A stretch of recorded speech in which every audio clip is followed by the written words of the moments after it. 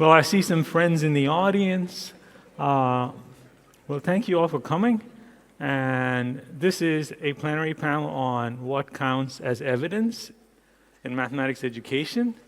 And we are all very happy you're here. Well, before we start, I'd like to make a couple of acknowledgements. First of all, it is a privilege for all of us to be in this place that essentially transcends time, because it's a place with the oldest living human cultures. And secondly, I'd like to thank the organizers for inviting us, and I hope we have something valuable to share with all of you. So the way this panel is going to work is I am just going to take a few minutes. I am merely the moderator, and then each of the panelists is going to present their views on what counts as evidence, and then there will be a lot of time that will be open, for questions from you.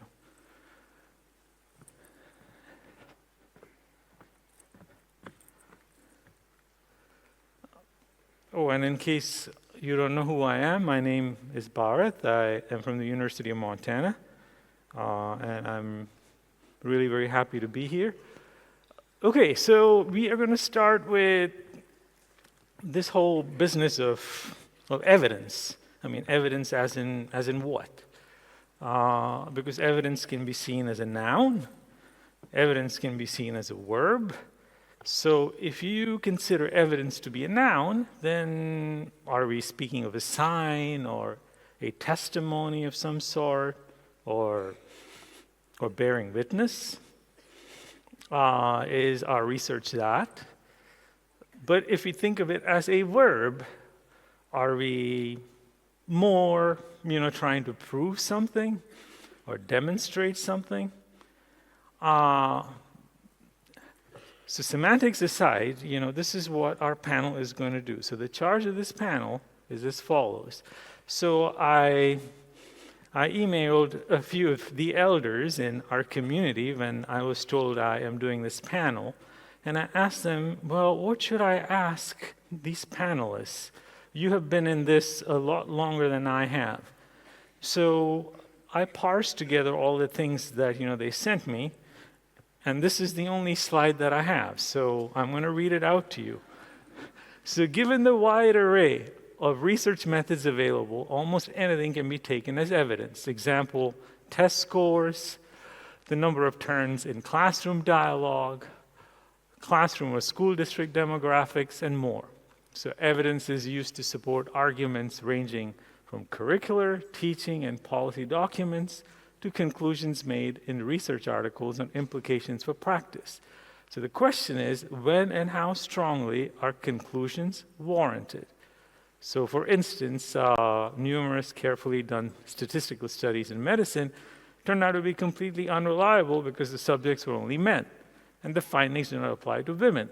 So when should we believe the results of research, whether qualitative or quantitative? So the panelists will address these issues through the lens of their research experience in mathematics education, ranging from the micro to the macro. So the questions that I got, from the community, from our elders, were, when in our work have we reinterpreted a finding of ours because we realized something about the context not taken into account? And the second one was, are there examples of how one can make a conclusion more robust by either A, systematically ruling out alternative interpretations, or B, triangulating the findings through a number of different approaches? So that's my only slide, and I am going to hand things over to the main feature. So we will start with Despina.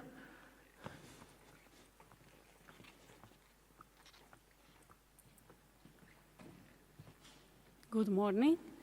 I want also personally to thank the organizers for inviting me. As Bharath introduced the topic of the panel, we see that there is a kind of ambiguity about how we consider evidence and when and where we see evidence. I will use two concepts that Adrian is going to elaborate from a philosophical and educational point of view later on. Evidence of, to discuss what we consider as evidence in research in mathematics education.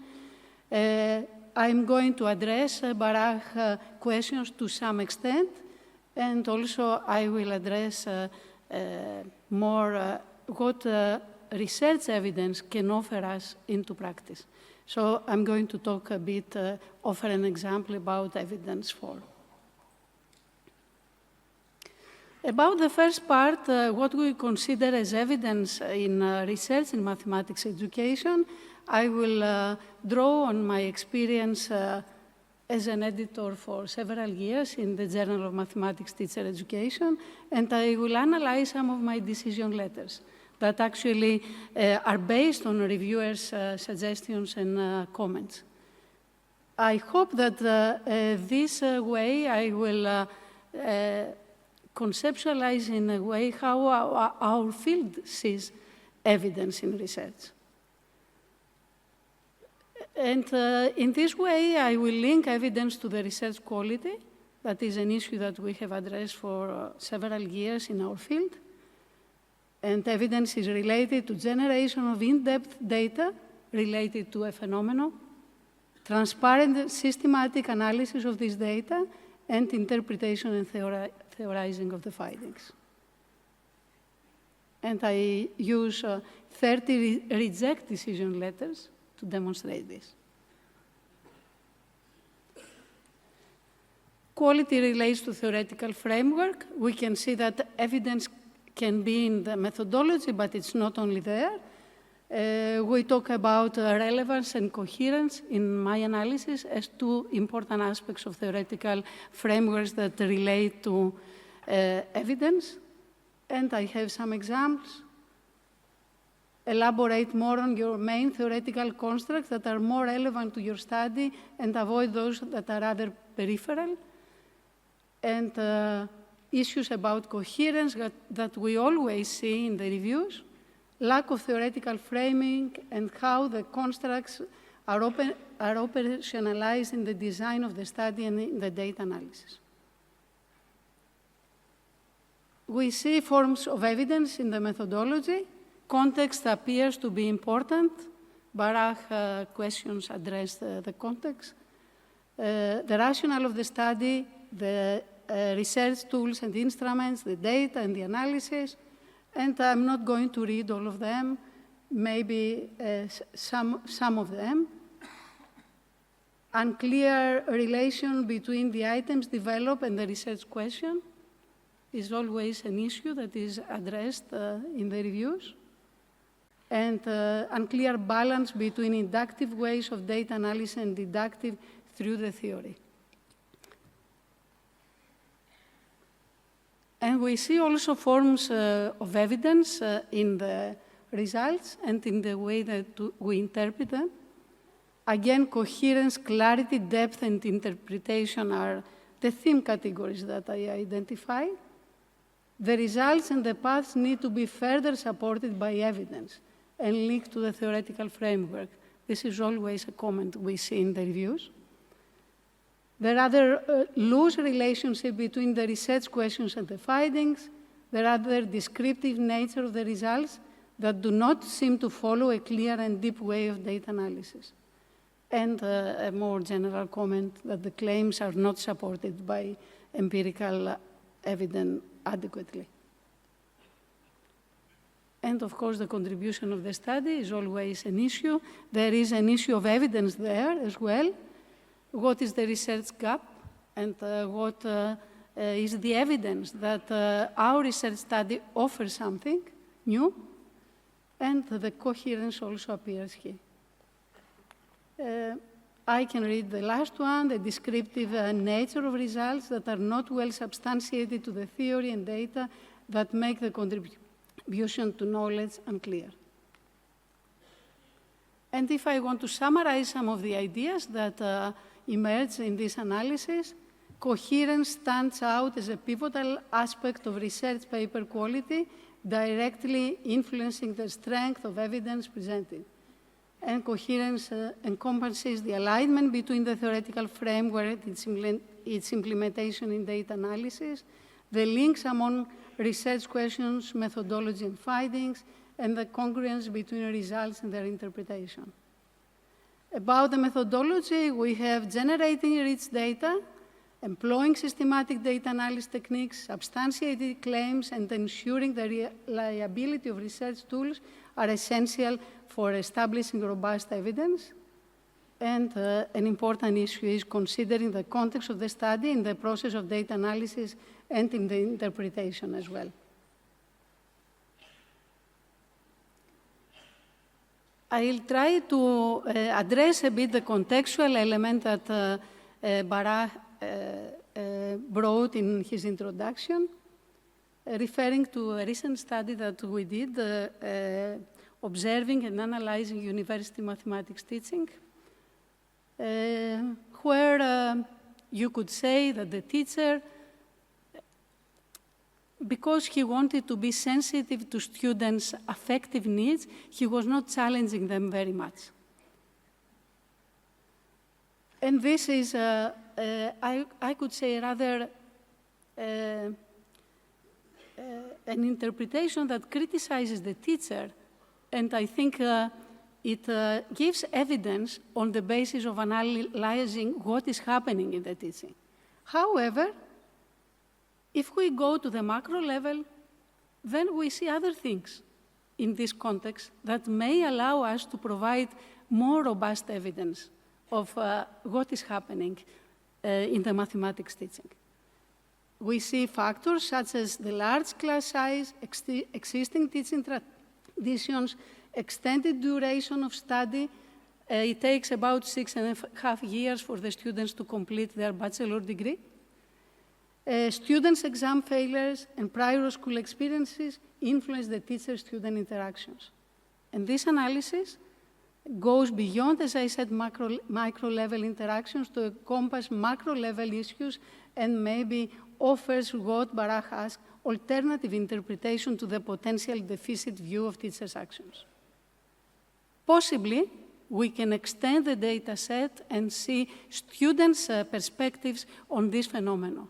And this will provide us more evidence of what is happening. And I conclude with an example of what I understand as evidence for, where we are working on the design of a curriculum in Greece, of a new curriculum. We are researchers in mathematics education collaborating with teachers, and we want to use research evidence in our decisions as designers.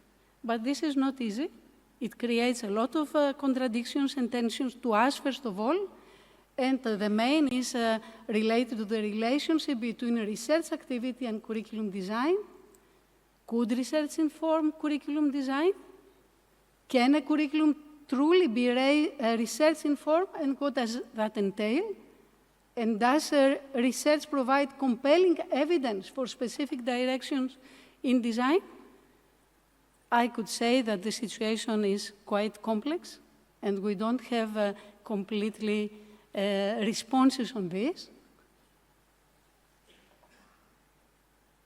Research-informed teaching resources diverge too significantly from traditional resources with which teachers were more familiar. So it was a very big gap for the teachers just to design a curriculum that is research evidence. The challenge of aligning learning paths suggested by research with the existing structure of the curriculum, potentially necessitating additional teaching time, it was a challenge for the teacher. And also balancing design decisions based on theoretical and empirical evidence, it was creating tensions between practical and policy considerations. And the tension between curriculum innovation supported by research and teachers' capacity to implement them effectively is always an open question about this kind of relationship. Decision-making by curriculum designers extends beyond the micro level of research evidence to encompass, again, macro-level considerations within the educational and social landscape. Thank you very much.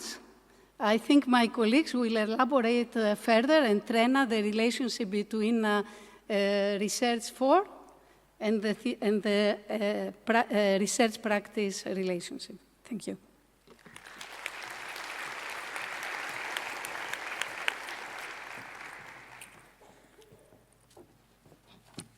So good morning. Oh. Good morning. There you go. All right. All right. I'm Trena Wilkerson, and I, too, would like to thank the conveners of ICME and also for Bharath for organizing, and also for Despina getting us started here thinking about what is evidence and how it's constituted and who's involved in it. And what I'd like for us to do is think a step further in thinking about how is research and practice actually linked, and are they? And who's involved in that process as we think about what counts as evidence. So one of the things you'll think about that we're going to talk about a little bit, and one of the things I'm going to end with is I have a lot of questions for you all, so I'm looking forward to those discussions as well. So one of the things that we see is that there's a shift in discussions from this idea of research informing practice over the years of where practice is informing research, and how do those two connect. And one of the things we find that it is a bidirectional relationship. But what we also see is we talk about that, but do we actually do it? And that's one of the key things I want us to think about. Are we working together toward this? So it's a really important thing. Is it a reality? What's the evidence out there that we are working together and that research is informing practice and practice is informing research, but they are done bidirectionally and together? And who are our partners? We think often, Despina just talked about classroom teachers quite a bit, and she mentioned students, and it reminded me that I don't know that we always include students as a voice in planning and working with our research. So another important voice that we need to think about, and many other stakeholders that we need to think about. And as you look at the list that's up here, you can see things about emphasizing this idea of collaboration and communication and how important that is. Do we meet practitioner needs? Is what we're doing as math education research something that can be used in the classroom? And then vice versa, okay? Are things in the classroom things that we are considering as math education researchers? And then one of the other things down toward the bottom, this particular slide, some of the points come from many years ago. It was, I think, around 2008, NCTM, the National Council of Teachers of Mathematics, brought together practitioners and researchers to think about, are we linking research and practice? And out of it came this particular agenda for us to think about. So as I read through it, this was quite some time ago, and we wonder if this is really a reality, because it was something laid out at the time. But the question is, have we done that? So now if we think about it in this session, we want to look at these ideas of connecting research and practice. And you can see the impact of research on practice, the research of practice on research, and then what's the future hold. So then we fast forward 10 years. So we fast forward 10 years, and about 2018, 2020, NCTM published a series called Catalyzing Change. The first was with high school mathematics, and it was to get us to think about how can we improve mathematics education at the high school level, and what should it look like for the future for our students to be prepared. And then, of course, we also have to think about middle school and then elementary and early childhood as well. What I want us to look at is thinking about this linking research and practice through the lens of looking at both of all four of these particular recommendations that were made out of Catalyzing Change. Broadening purposes of learning mathematics, creating equitable structures, equitable instructional practices, and also developing a deep mathematical understanding.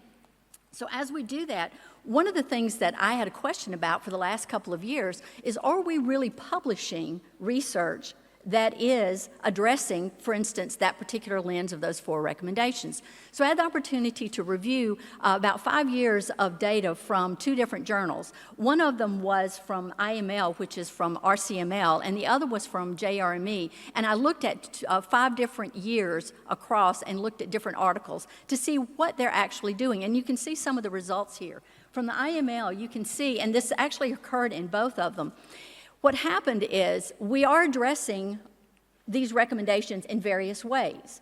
And this is important because all of them are aimed at informing and helping with classroom practice.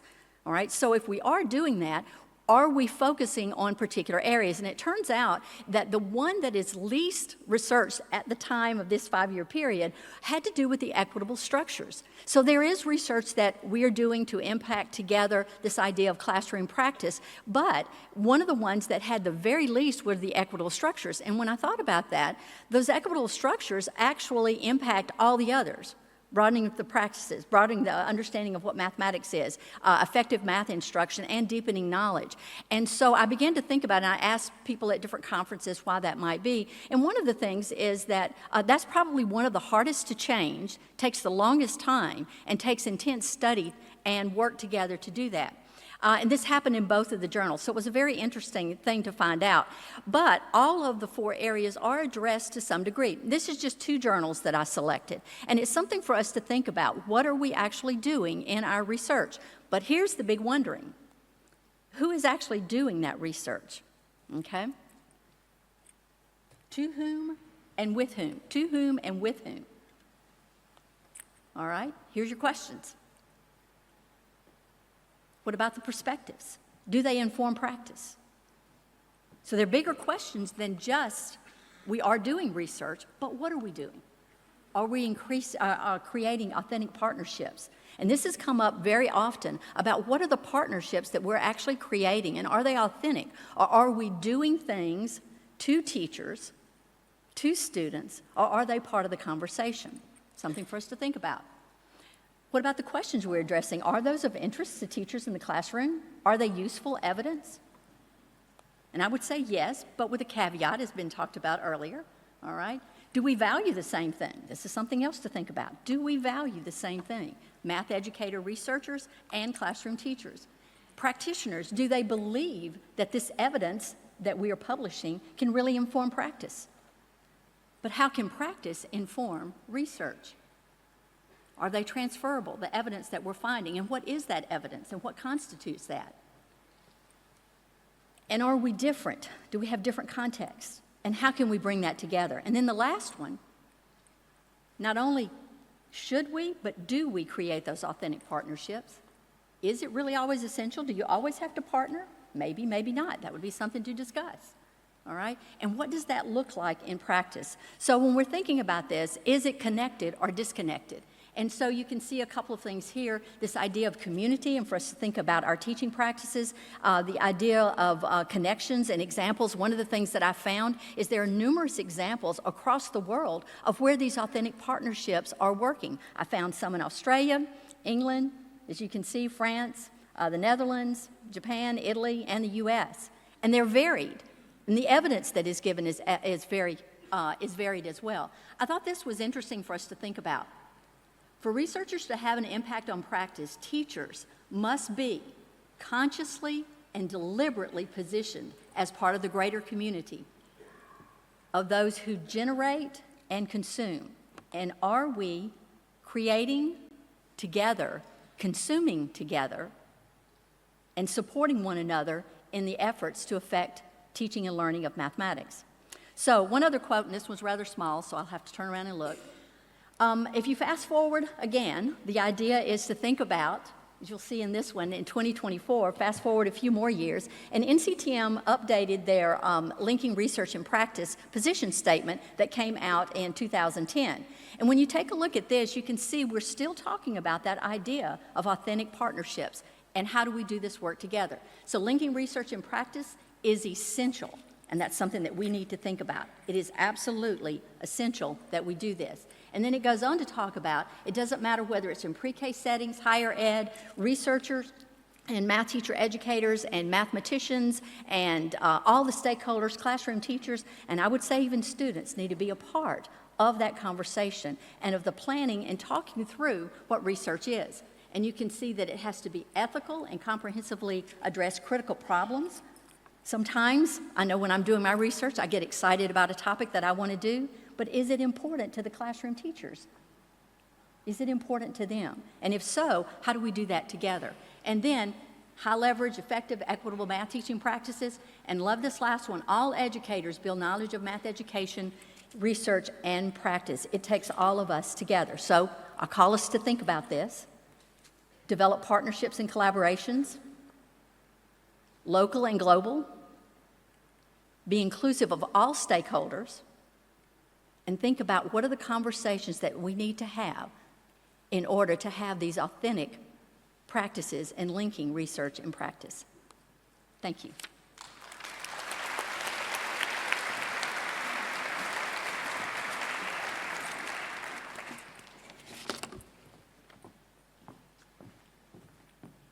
Well, good morning.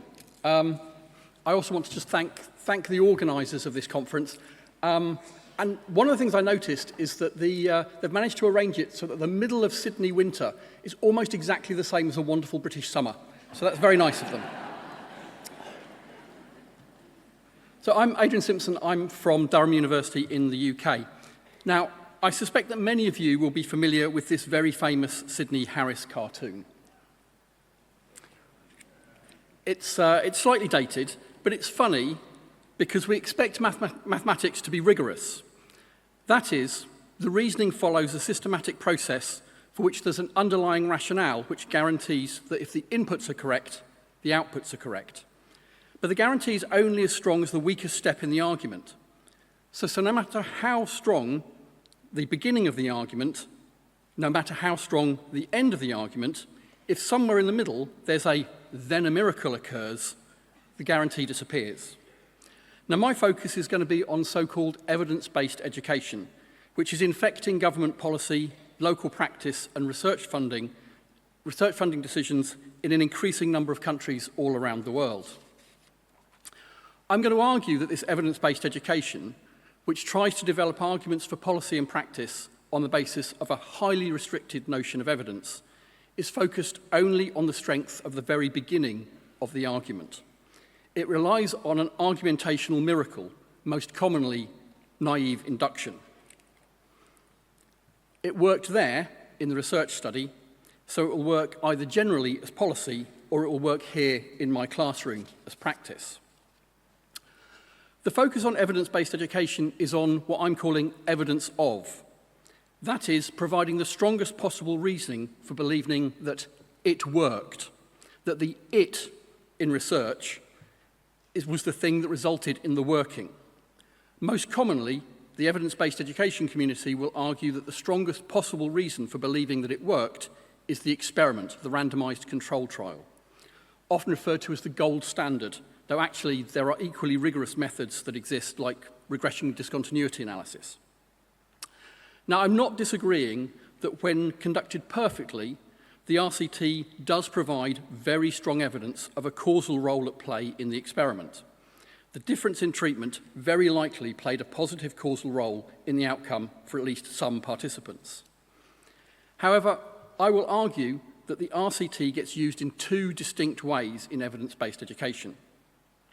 They either provide evidence of what I'm calling retrospective effects of causes through field experiments, or they provide evidence of what I call potential effects of causes through laboratory experiments.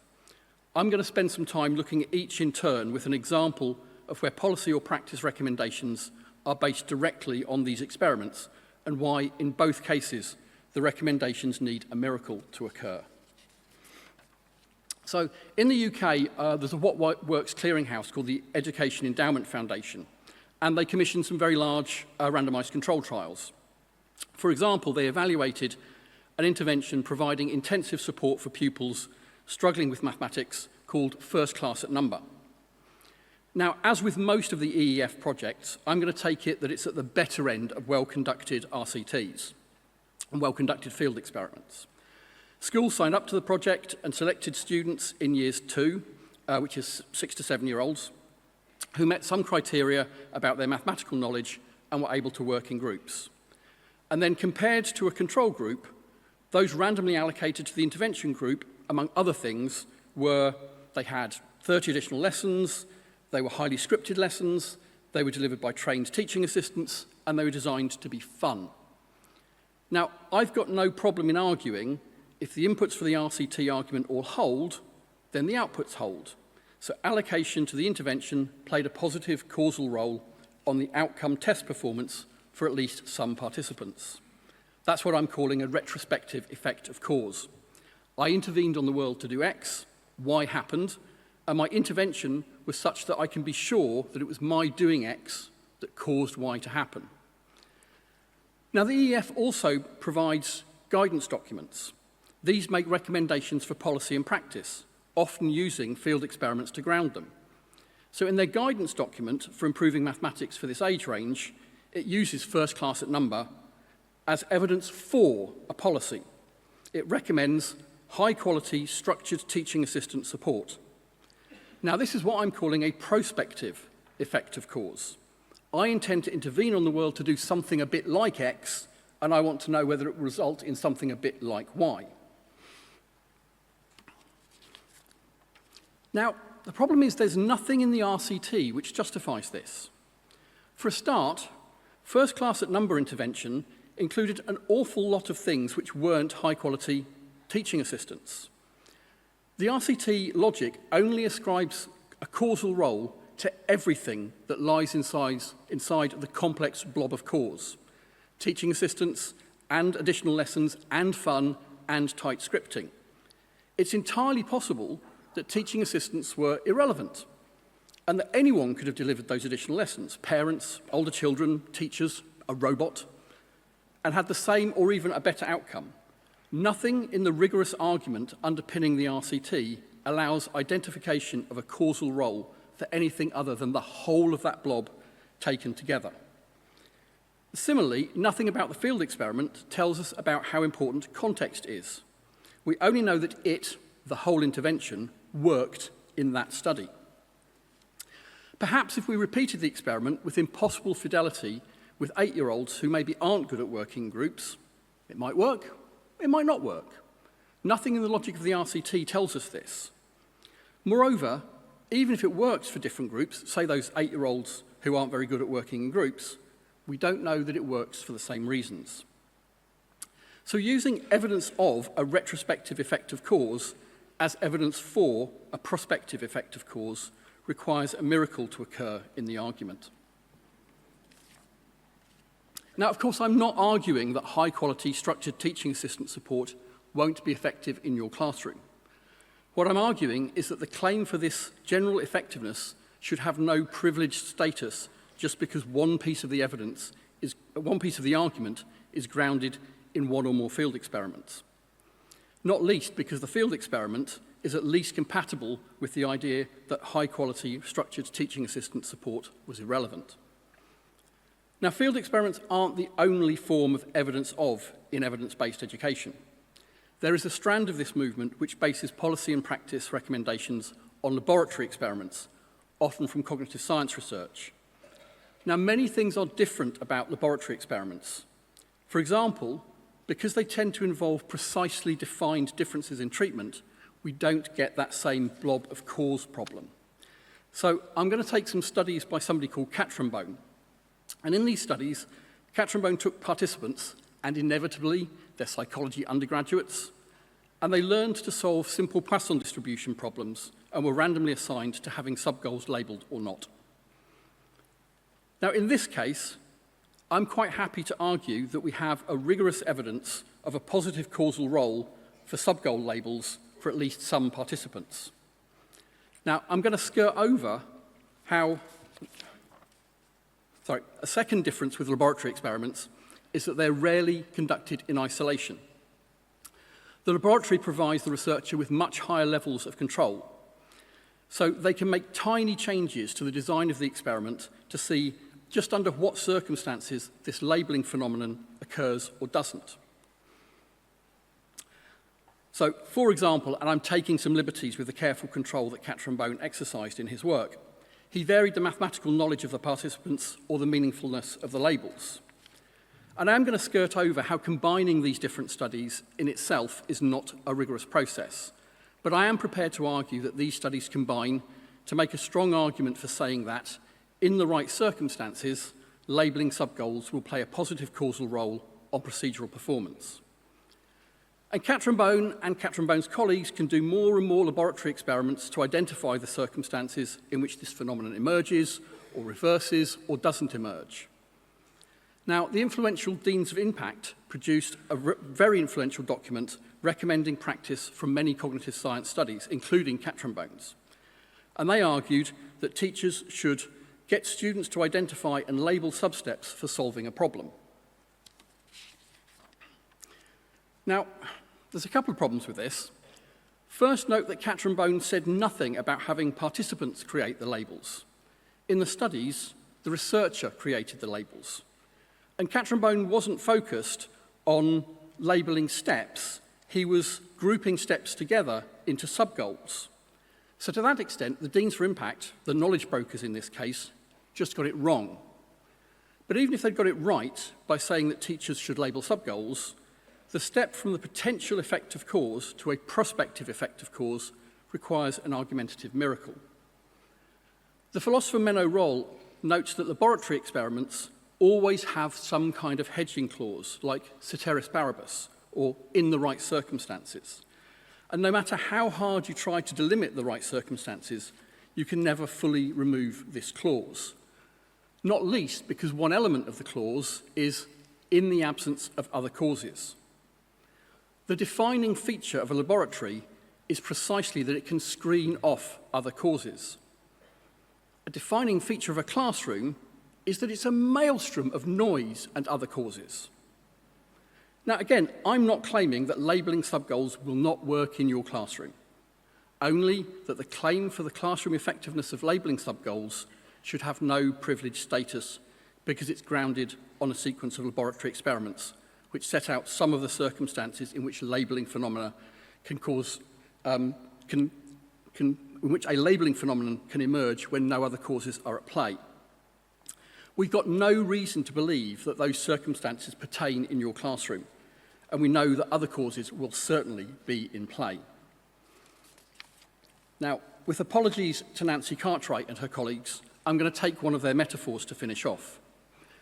You can't build a bird's nest from a single stick, no matter how strong it is, and you particularly can't build one from something that's got a gap in the middle. Birds instead weave together all kinds of materials, some stronger and some weaker, to make a structure which they can have confidence in. I'm not suggesting that we should ignore how confident we are in the internal validity of a research study's finding.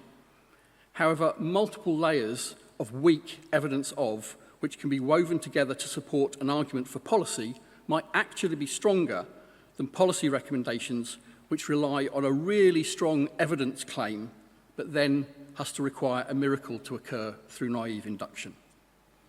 Thank you very much.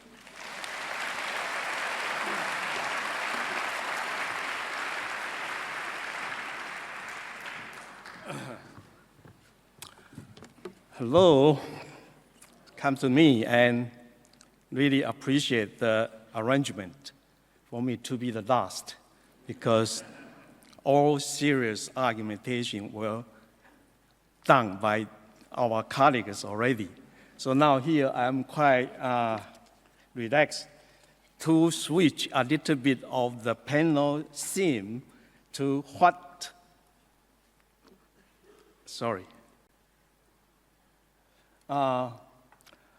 evidence counts in math education.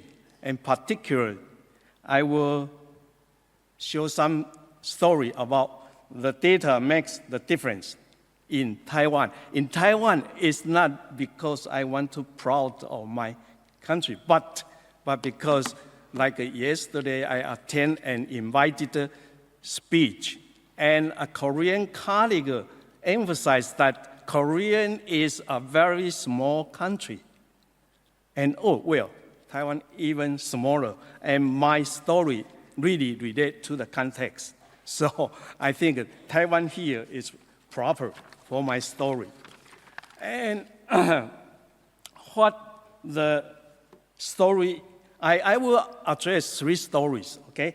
To each story, I will show you how the data lead us to see the phenomena and how the data, particularly secondary analysis, to show us the causes underlying the phenomena, and then see how we resolve the issue appear in the phenomena. And after that, what the kind of implementation we have done. So for the first story,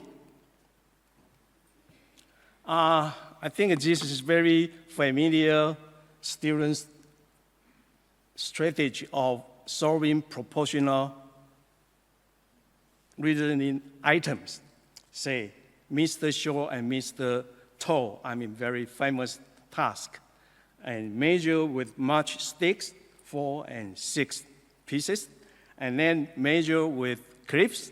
So Mr. Shaw, we know 6 there. And then, asking the number for measuring by clip on the Mr. Shaw, Mr. Tall, and number 8, usually we can observe in many, many classes. So the 8, that's the problem. And this kind of student, indeed, they are very prevalent in 13, 14, 15 years old.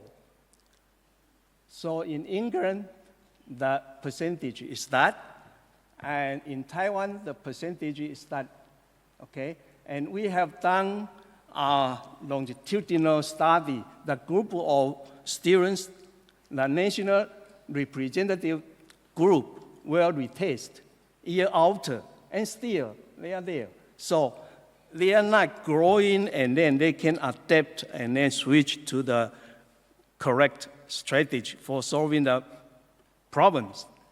So this story, then, how come they solve the problem with this kind of behavior?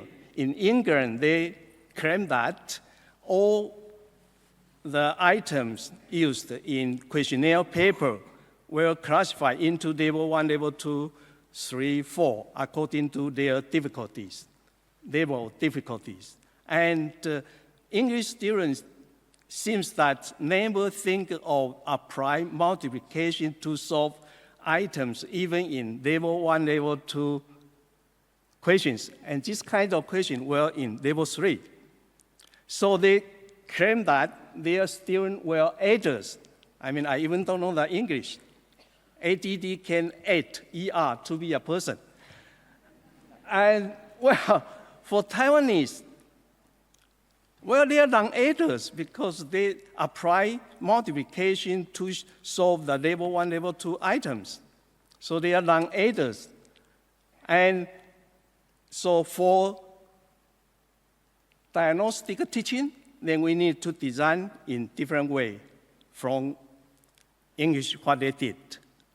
And the reason Taiwanese students think that they switch from multiplication on easier item to this kind of relative harder item is because they just abstract the number from the item and then looking for relationship between the numbers. And if they see some integral multiplier relation, they apply multiplication. So 2 times, 3 times, they apply multiplication. If not, then they have to switch. So, there's no relation. So our students think that if between the 4 and 6, there's no relation. And we check that. So that is the data for this study. And so for data implementation, then we nowadays, the primary school mathematics curriculum include non-integral multiplier as a language for students to learn, like a fraction, decimal multiplier, were used in our primary curriculum. So that is my first story, very short. My second story is about successive cycles of national representative data make it even more serious, more easier for policy. So, like the study in TIMSS 2003, it shows that the low achiever which are the students who performed below the second intermediate levels. So we identify them and say they are low achiever. And the leading group performed very well in teams, show that Taiwan, Japan, Korea, Hong Kong, Singapore, certainly that's the best. And their low achievers percentage, only Taiwan 15 is much bigger. So we set a policy to reduce the percentage to 10 and try to use teams 2011 as indicator to see if the policy is accomplished. And because the causes we have identified where something like students are not doing homework, they are not paying attention in class, they are not interested in learning mathematics. Well, those are causes. And the MOE in Taiwan then say, okay, now we have support a program called Outer School Support Program. Outer school means student outer school. Then they assign some youngsters to accompany the student to do the homework, or even in the morning. Okay, so that is the outer school support program. Yet,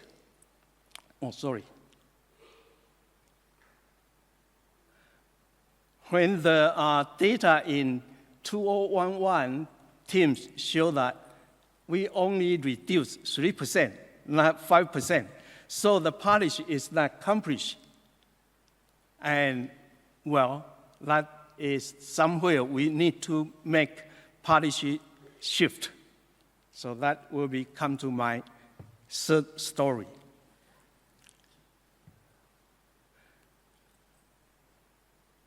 In the second story, I think students' attitudes were not taken into account for support them to learn mathematics easily. So I think that's crucial. And the phenomena in general of our Taiwanese students' learning is, well, they are lack of interest. They don't feel confidence, although they perform much better than others in examination, but they don't feel confidence. And, well, still they perform well. Then what to do? So for the policy shift, then the government indeed come to us and then ask what we can do for the society as a math teacher educators. And then we establish just two mathematics program. So JDM since 2014 and working till now. And the aim for students to love math, well, to fully engaged, and to learn it in an easier way and with true understanding. Well, very, very ideally, we set the aim. And well, what you can do? So which kind of learning activity is good for our students so that they can learn with their love and the good attitude, even in easier way. So, well, there is a cost, certainly. But wait, I will let you know after I present the resolution and implementations. Sorry.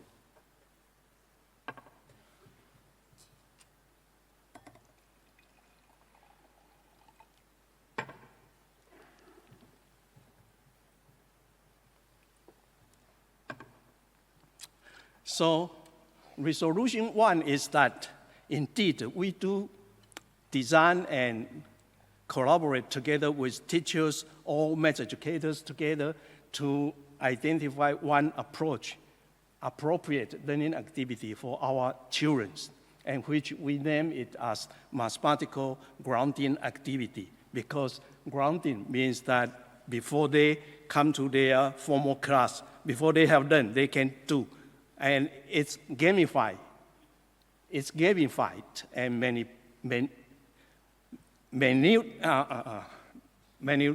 maneuverable. Okay? So students feel it's easy, they play the game and they enjoy, and indeed we try to drive their thinking about mathematics. So when they come to formal lesson, oh, that is what we have done. We have played before. So that is first resolution. We have proper activity for students. And those activity indeed, we survey and we analyze students' cognitive engagement, students' affective engagement are very, very high, extremely high. Each item they answer and perform with more than 90% of agree, I like this. So, which have been published in that article.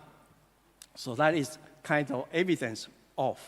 And the other resolution is that teachers appreciate the approach.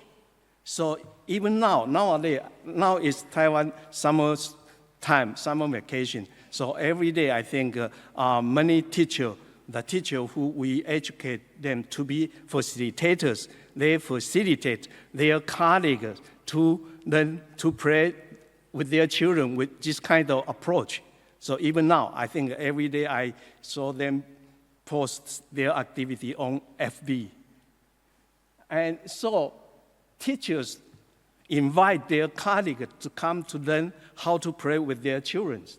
So cascadingly, the activity is implemented. And then educators, because educators need to lead design workshop for those activities. And so, well, how they lead, so they have to present their educative power. And the educative power then has been published. So researchers sit in the design workshop and then took data and then analyze and then summarize as a so-called educator researchers educative power article. And also,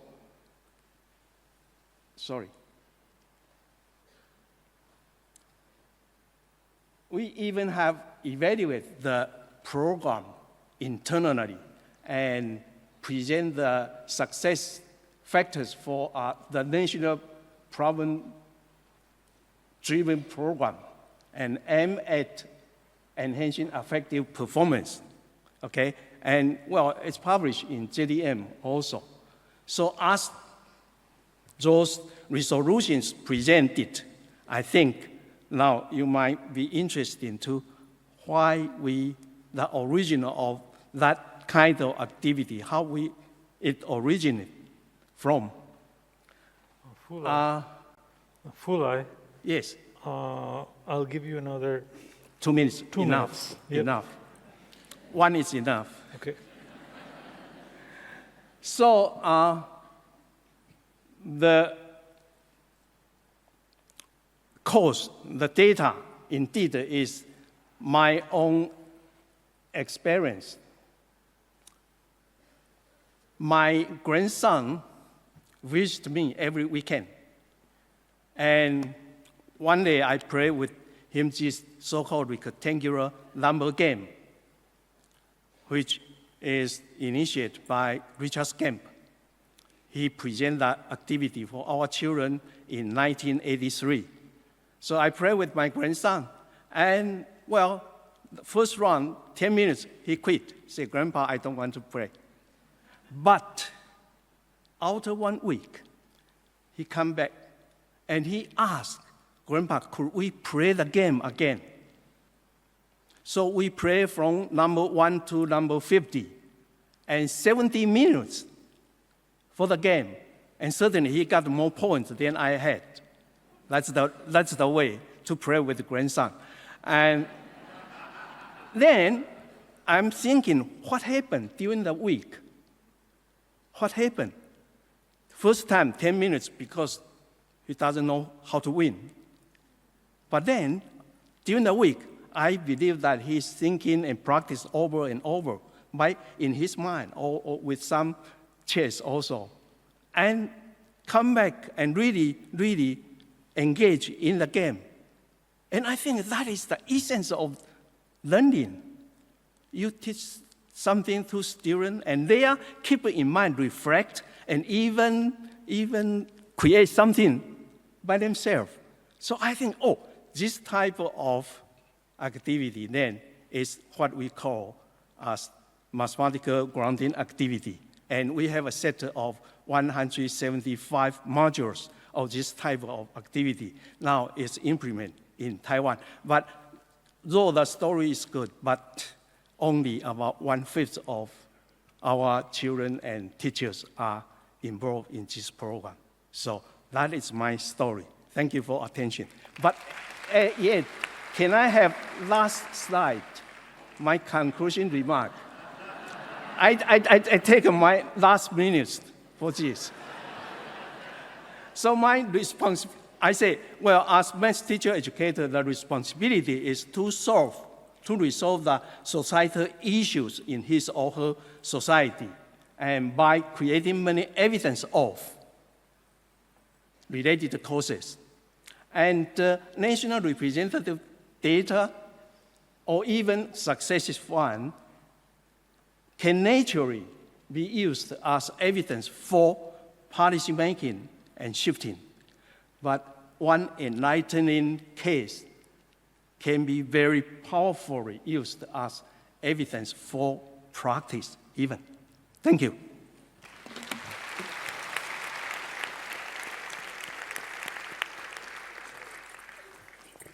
So we have heard from the 4 panelists. So from Despina, you got a view from a journal, what happens inside a journal, what happens when you get a rejection letter, what types of evidence are the reviewers are looking for in order for you, to publish your work. From Trena, we got more of a national policy, type of view. So the NCTM, for people that are, not familiar with, is the National Council of Teachers of Mathematics, and it is the largest teachers organization in the world, I believe. And they do play an important role in my country because we don't really have any national policies per se. From Adrian, we got an interesting perspective about randomized controlled trials, and he played a little bit of the devil's advocate, and there were a lot of metaphors in there. And finally, you just heard from Fulai, and he gave us a sort of a national perspective on what drives change. So I'm going to ask each of the panelists to make some comments if they want on each other's talks, and then we have half an hour to field some questions from the audience. And if nobody wants to field any questions, I have a bunch of questions to ask them as well. So there are a couple of mics in the audience, so you won't have to shout. So the panelists, you don't have anything to say to each other? So mum's the word. So, so this is the problem with panels. Are we all, is this like the Politburo? We're just a bunch of, yes, yes, yes, yes. We agree with everything. What's the point? So I'll start. So I'll start with Trena, because, Trena mentioned the year 2008. So in 2008, in the US, George W. Bush was still the president, and there was a National Mathematics Advisory Panel that was appointed by him. And the charge of this panel was to evaluate all the research that had been done until that point of time for the betterment of mathematics education in the country, and to come up with a list, of recommendations. So this was a long time ago. So essentially, the panel looked at a number of journals, including JRME, which is something that was mentioned by Trena, and they found that maybe there was one article in 30-something years, 40-something years, that had any bearing on what should be done in the classroom. All that research, 40, 50 years of research was just, what are these people doing? Then the NCTM, I am going to play the devil's advocate because Trena happens to be the president of the NCTM, the past president of the NCTM. Okay. The NCTM essentially, rubber stamped it, saying, oh, yes, what the panelists found, what this research panel found is true. And that, the solution to all our problems at that point in time, one of the recommendations was teach them a little more algebra. So I have a question for Trena. So is the NCTM, essentially, does it just, rubber stamp policy that comes from a higher level? Or does it really, care about people like us who do the research and publish the research, and maybe we do have something interesting in there that is applicable? So that's the question for her. All right. I actually think that probably at that time, we agreed very well that we really needed to do more in the idea of research and practice. But in answer to your question about does NCTM rubber stamp, I don't think they do anymore. I don't know about previous to 2008, but I don't think so anymore. And I'll tell you why. One of the things that I discovered when I was president of NCTM is we have a very diverse board.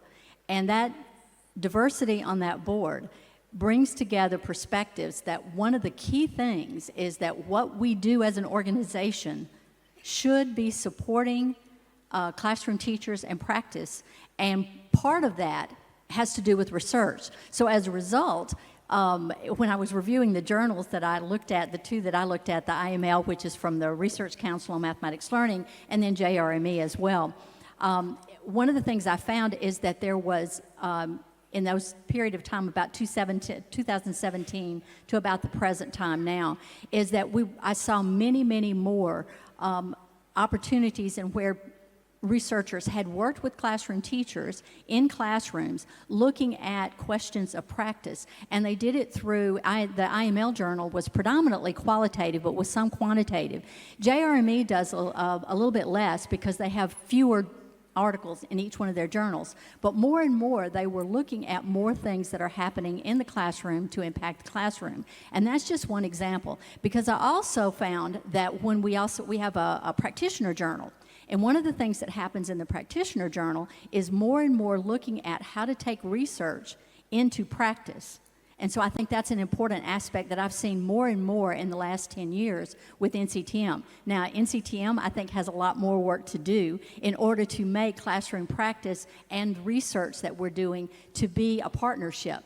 And I think NCTM can be one of the conduits for doing that. So that's my perspective on that. If you have other questions, the president of NCTM is sitting right back there. All right. So, as a follow-up, to what you said, okay, so this panel in 2008 said all the qualitative research that was done really has no value. And they actually said one of the recommendations was actually something that Adrian talked about in his talk, was about we need more randomized controlled trial longitudinal type studies. So most of the funding agencies in the US, the NSF, even international funding agencies, well, if you wanted money, now all of a sudden you were going to do the same types of research that was done in the 60s. So anyway, I have a lot of questions, but we have 20 minutes, so there are a couple of mics, and please. Thank you very much for this very interesting panel. So my question is more to full Eileen. So in my topic study groups on popularization of mathematics, Egan Chernoff had a very nice metaphor that popularization of mathematics is like a gateway to loving mathematics. And so shouldn't we, and you were cheating with your grandson to have him like something that he didn't like at first, shouldn't we learn how really bad boys are doing evidence? I mean, like I'm talking about fuel industry or car dealers or even tobacco industry, where they're selling things which hurt their own consumer, that let them die. And we are very proud of our product. It's not the same, but I mean, shouldn't we learn from their evidence and the way they do their evidence search? Thank you. Well, how you feel? I like to buy your opinion. Well, indeed, you already elaborated your question with some answer. But I think an activism approach is really appropriate for our children. And to me, after about 50 years of research and doing teacher education in this field, I do think that reality, is important if it's possible. Some reality we can take and design it based on that for our children's learning. That is great. But otherwise, like a prime number, our children will, in their real life, apply prime number for something. So I think metaphobia is another approach for our children to be loved, to play with mathematics.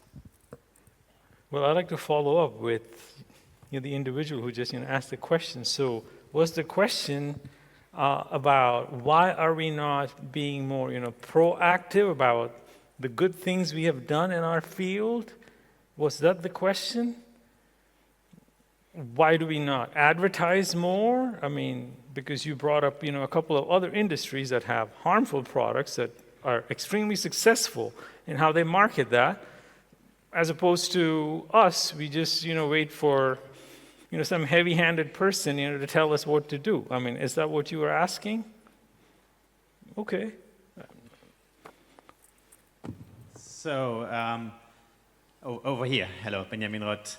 No one of you really got into scientific quality criteria. I think if a psychologist or someone from psychometrics would be there, they might have emphasized this a lot more. So what is your stand on research produces evidence when it's rigorous, when it's objective, and you can measure that? What do you think?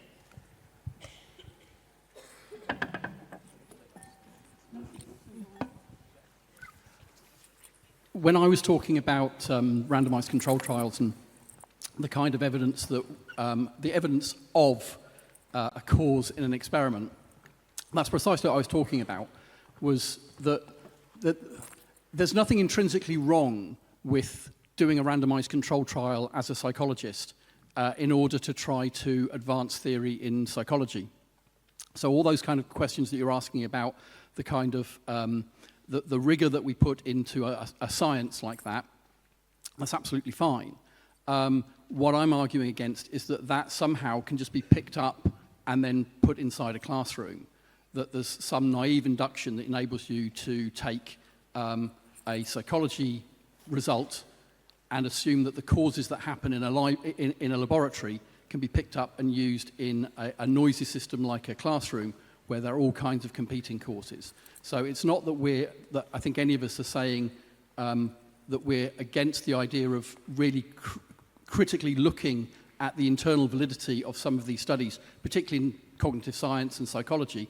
It's how we take that and translate it into practice, and that the way that knowledge brokers are doing it at the moment predominantly is through naive induction that just won't work. Can I say something on this question as well? I also think that the nature of research in mathematics education is not psychological only. We have done researching for many years using qualitative research approaches, opening issues related to classroom, addressing issues of equity. So it is more of a social science nature, our field, than a psychological field. Well, I think that, it was a very important question that we heard, from Benjamin. And so math education is more than just, using paradigms from psychology to design an experiment in order to come up with a finding. Well, math education is more, like a social science. If you look at an ICME from, say 32 years ago, and if you look at an ICME now, you will notice that the number of groups doing the number of things has more or less, sort of mushroomed. So it's not a one-size-fits-all, type of thing over here. So, but I think the panelists, try to address this. Again, we need, more questions from you. I really appreciate the perspectives of all the panelists and would love to hear about your thoughts on communicating qualitative and this more complex view of evidence and research to colleagues in mathematics and the sciences who might be biased towards wanting randomized controlled trials and numbers and statistics and not like all of maybe the qualitative work that looks messier and maybe is less comfortable to them. So I'd love to hear your thoughts on bridging that gap or divide. So would any of the panelists like to address it? Go ahead, Despina. I can say something. I think that I understand the issue. Trena talked about partnership with teachers. I would say partnership with mathematicians and scientists is an important way of communicating what we are doing in our field. And just to add to that, I mentioned about stakeholders, and there are a lot of stakeholders, including mathematicians, math educators, classroom teachers, students, communities, families. All of those are partners in the work that we do. And I think that there's a place and a responsibility for both qualitative and quantitative research. The psychometrics are important. We need rigorous studies, but we also need to dig deeply into why some of those things are happening, and sometimes you're not able to do that in as rigorous of quantitative ways, and we bring in qualitative to explain more. So one of the things that I think about with those two, it's how do we translate that research into practice, okay? And how does practice inform that translation of the research and being partners in that research? So I think that there's a place for both quantitative and qualitative, all different types of methodologies, as long as, when I'm thinking about it, is how is it going to really help us in understanding how children learn mathematics, how teachers teach mathematics, and how those two come together. So it's an important thing for us to think about. Can I just give you an example? Duflo and Banerjee won the Nobel Memorial Prize for Economics for work in a study in education that showed that giving children worming pills improved their educational outcomes. I do wonder whether we should just rename the conference the International Congress of Worming Pills. Clearly that's what they found was really very important. But to interpret what they found requires us to think about what was actually going on there.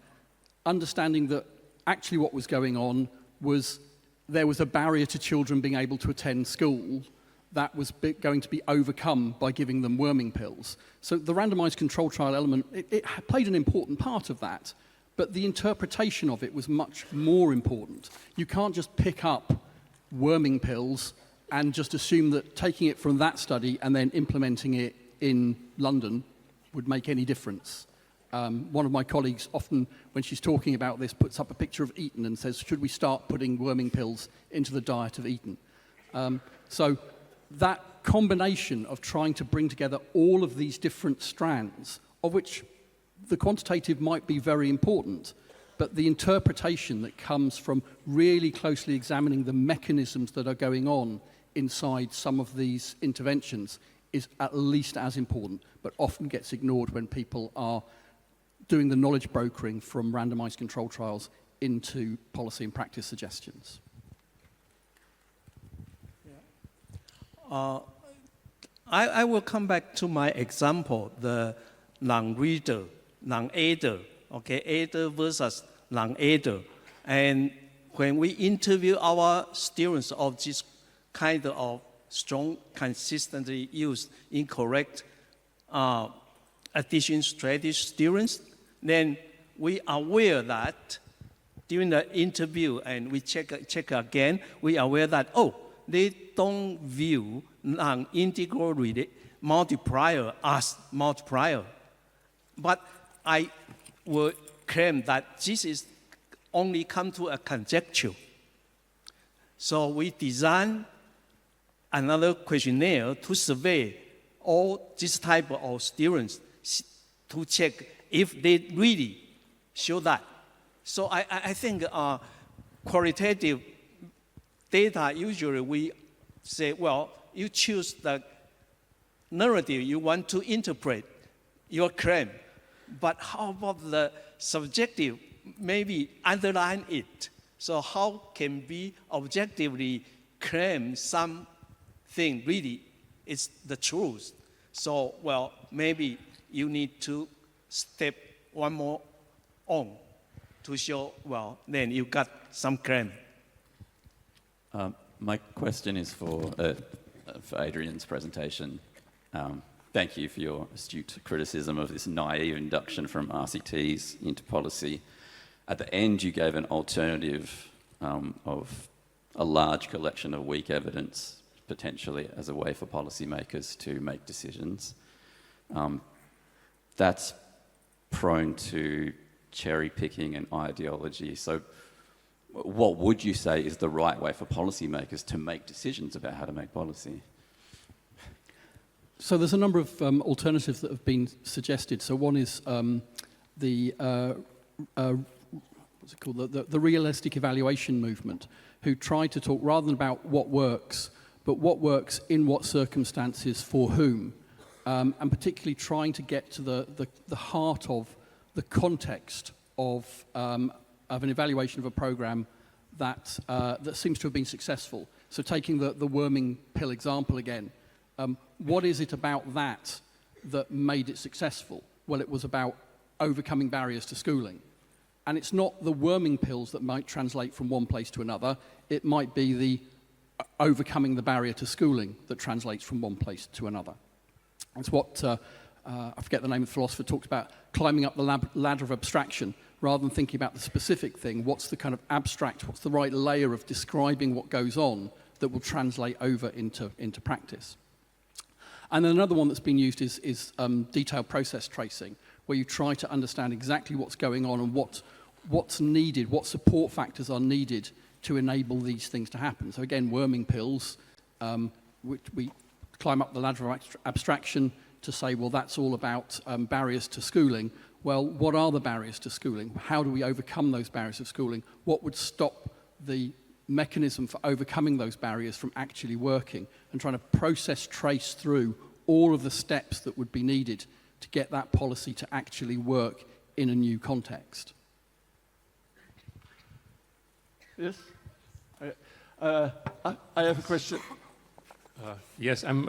okay, I have a question especially for Adrian. Sorry, here. I looked at some countries where they had that evidence-based, randomized, controlled trial narrative to inform policy. And even with maybe 10, 20, 30, 40 years in between them, they use the same narrative. And there is one common thing in all those areas, that they are conservative governments. And so I was wondering if we are talking here about a naive induction, because the people who do that are not naive people. So, do you recognize this analysis? And if so, what basically does that mean? Because in my idea, conservative governments have the inclination to reproduce societal inequity. So I'm always wondering what is the connection between that narrative and that kind of policy outcomes. That is a really good question. In fact, I hadn't thought about that, though I can probably give you a counterexample, which was that the introduction of evidence-based policy in the UK was, particularly in education, was David Bunkett, who was a Labour politician. Now, you might argue that a British Labour politician still counts as conservative in many places around the world, but for us that would be left-wing. It seems not. I'm not sure whether it does link particularly to a party political approach.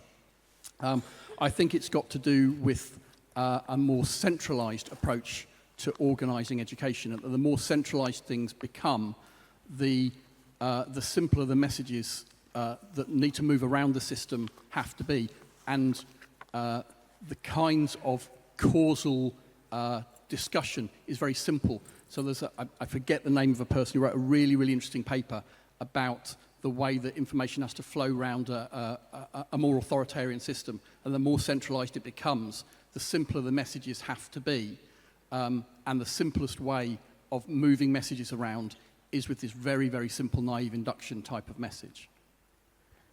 Well, I think that we have reached a juncture now where, the questions have, sort of mushroomed into larger and larger, types of issues that we have to confront.